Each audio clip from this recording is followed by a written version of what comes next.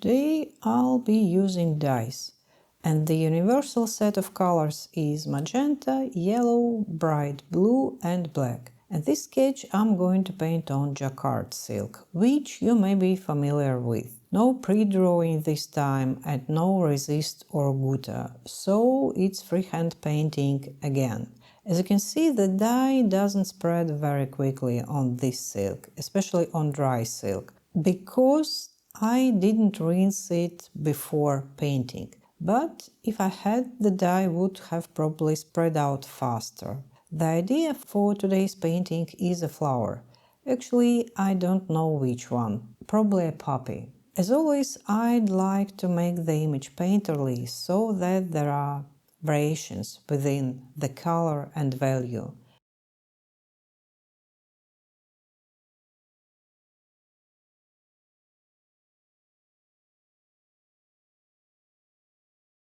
I like to work with small brushes. It seems to me that the image turns out more picturesque, because on small brush there is a little paint and respectively it's more quickly absorbed by silk, and so I more often need to pick up a new color, and it, as a rule, is different from the previous one, and thus the image acquires more and more shades and becomes more and more painterly. And this is what I'm always happy about.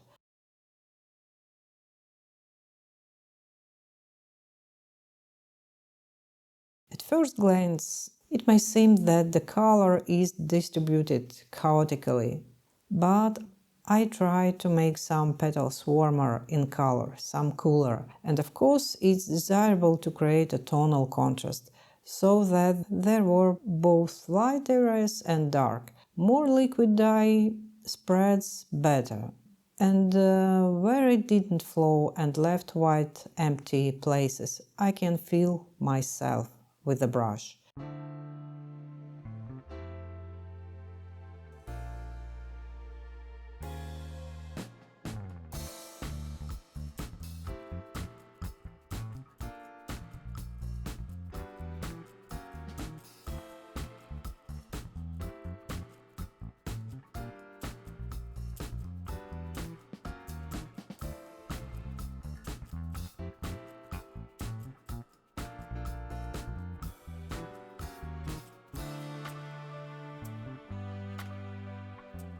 I can see now that the flower turned out too round in shape, equal distance from the center, and too flat. And this is possible, but I'm going to make the shape more complex. I'll do it later, but for now I'm just paying your attention to it.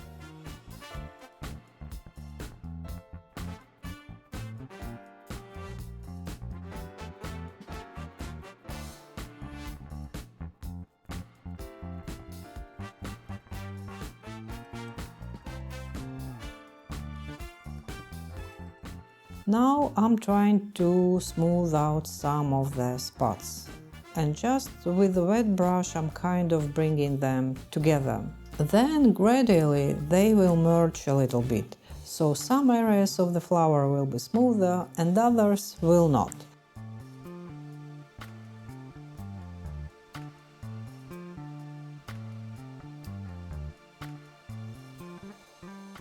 Thanks for all of your likes and comments, they're appreciated very much, and thank you again.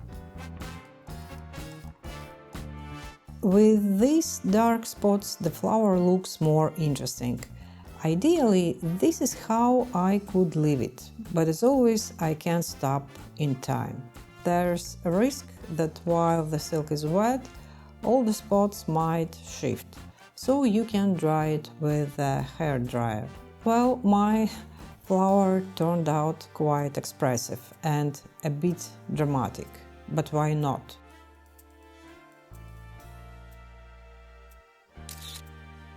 Anyway, I wish you success with your silk painting, and I'll see you.